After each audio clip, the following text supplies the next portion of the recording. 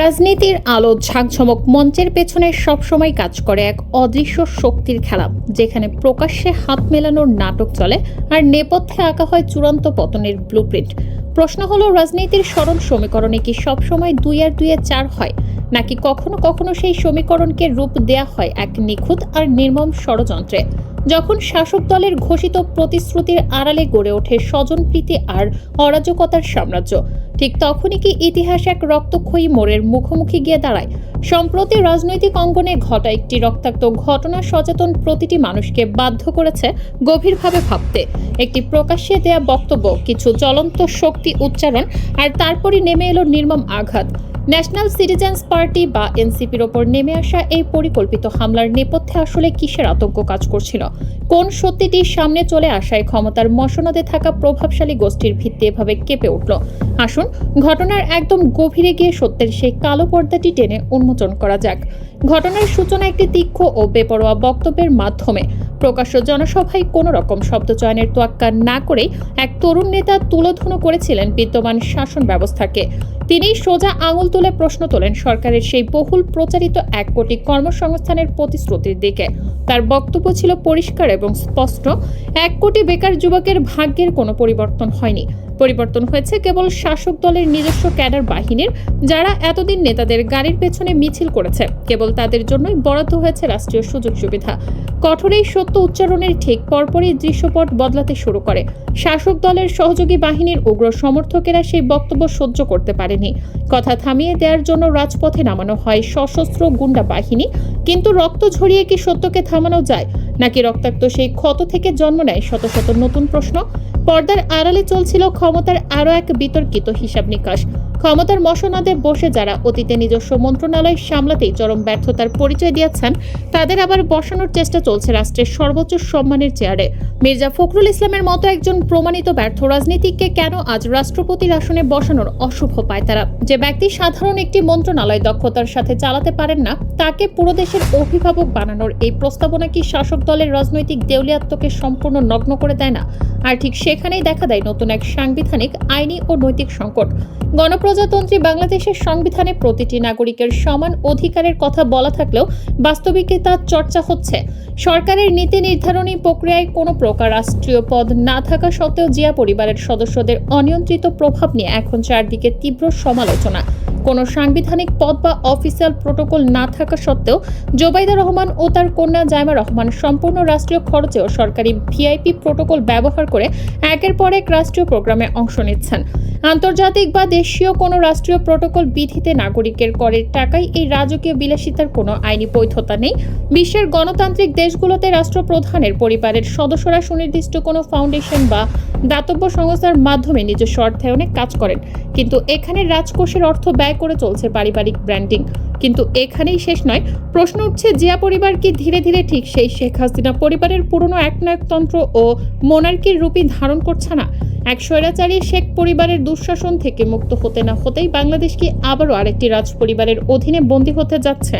ক্ষমতার লালসা, রাষ্ট্রীয় ব্যবস্থার ওপর একক আধিপত্য, আইনকে বৃদ্ধাঙ্গুলি প্রদর্শন এবং যে কোনো ভিন্ন মতকে নির্মমভাবে দমনের মানসিকতা আজ প্রমাণ করছে যে শাসনের রূপরেখা বিন্দুমাত্র বদলায়নি, কেবল ক্ষমতার হাতবদল ঘটেছে। রাষ্ট্র পরিচালনার মূল চালিকা শক্তি এখন আসলে কার হাতে? ক্ষমতার লাগাম কি দেশের মাটি থেকে পরিচালিত হচ্ছে, নাকি হাজার হাজার মাইল দূরের কোনো গোপন আস্তানা থেকে কলকাঠি নাড়ানো হচ্ছে? বিগত দিনের সেই বিতর্কিত হাওয়া ভবন সংস্কৃতির নাম নিশ্চয়ই আপনার মনে আছে। উশৃঙ্খল, অশিক্ষিত এবং সুবিধাবাদী এক যুবকের গোষ্ঠী যেভাবে অতীতে জাতীয় সম্পদ লুটপাট করেছিল, আজ তারা আরও শক্তিশালী হয়ে লন্ডনে বসে রাষ্ট্রযন্ত্রকে চালনা করছে। সুগন্ধি মেখে জেলের অন্ধকার প্রকোষ্ঠে বিলাসী জীবন কাটানো সেই আন্তর্জাতিক চক্রের সদস্যরা যখন আবারও ক্ষমতার মূল কেন্দ্রে ফিরে আসে, তখন সাধারণ মানুষের ভাগ্যে কেবল অন্ধকারই অবশিষ্ট থাকে।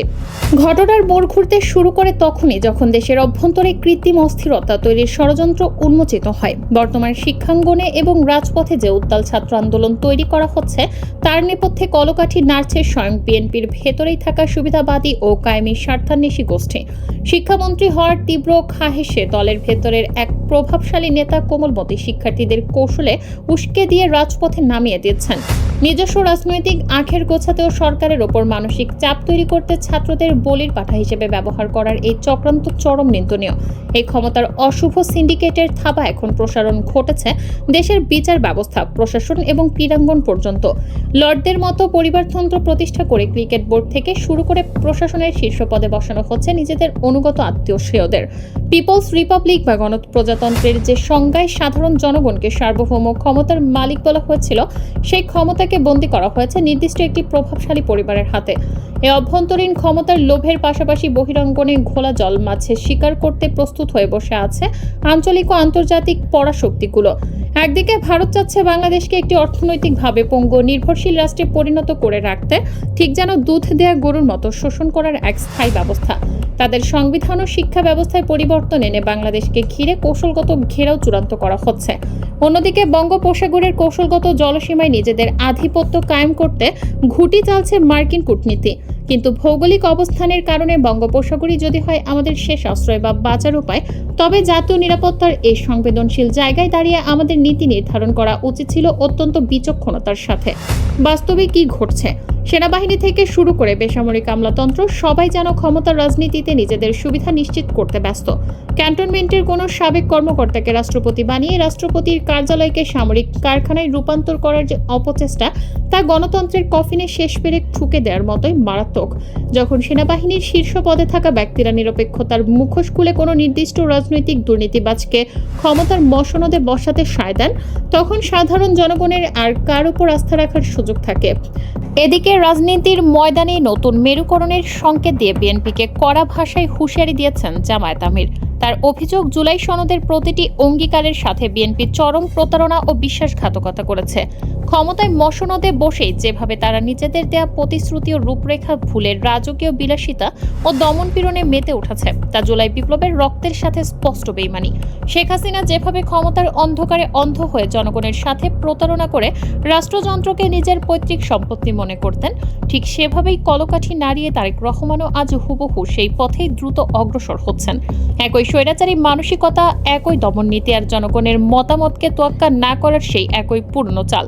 জুলাইয়ের রক্তস্নাত ইতিহাসকে বিসর্জন দিয়ে ক্ষমতাকে এককভাবে কক্ষিগত করার এই দিবাস্বপ্ন যে বিএনপিকে শেষ পর্যন্ত শেখ হাসিনার মতোই এক করুণ পরিণতির মুখোমুখি দাঁড় করাবে, জামায়াত আমিরের এই চরম হুঁশিয়ারি কি দেশের আগামী রাজনীতিতে নতুন কোনো বড় বিস্ফোরণের ঘণ্টা বাজাচ্ছে?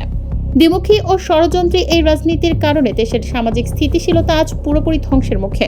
যুব সমাজ বিভ্রান্ত হয়ে কেউ চরম পন্থার দিকে ঝুঁকছে, আবার কেউ রাজপথের সহিংসতায় নিজেদের জীবন বিলিয়ে দিচ্ছে। সব দেখে শুনেও কি আমরা চোখ বন্ধ করে থাকব? যে গণ অভ্যুত্থানের মাধ্যমে একটি স্বৈরাচারী ব্যবস্থার পতন ঘটানো হয়েছিল, তা কি কেবল ক্ষমতার হাত বদলের জন্য? দেশের তরুণ সমাজকে আজ সিদ্ধান্ত নিতে হবে, তারা কি সারা জীবন রাজনৈতিক নেতাদের গাড়ির পেছনে দৌড়ে দারোয়ানের চাকরি খুঁজবে, নাকি নিজেদের মেধা ও সাহসিকতা দিয়ে নতুন এক অর্থনৈতিক ও রাজনৈতিক বাস্তবতা তৈরি করবে? দিনের বেলায় যারা ভদ্রতার মুখোশ পরে ঘুরে বেড়ায় আর রাতের আধারে মাদক চোরাচালান ও গুন্ডামি পরিচালনা করে, তাদের সাইজ করার সময় কি এখন এসে পড়েনি? রাজনীতির মাঠে যে আগুনের খেলা শুরু হয়েছে, তা কোথায় গিয়ে থামবে? আমরা কি সত্যি এক মুক্ত, সার্বভৌম এবং গণতান্ত্রিক বাংলাদেশ গড়ে তুলতে পারবো, নাকি আবারও কোনো নতুন দাসত্বের শৃঙ্খলে আবদ্ধ হব? সে উত্তর লুকিয়ে আছে আগামী দিনের রাজপথের কঠিন লড়াইয়ে। আপনার যদি মনে হয় এই অনুসন্ধানী তথ্যগুলো ছড়িয়ে দেওয়া প্রয়োজন, তবে ভিডিওটি লাইক করে বন্ধুদের সাথে শেয়ার করতে ভুলবেন না।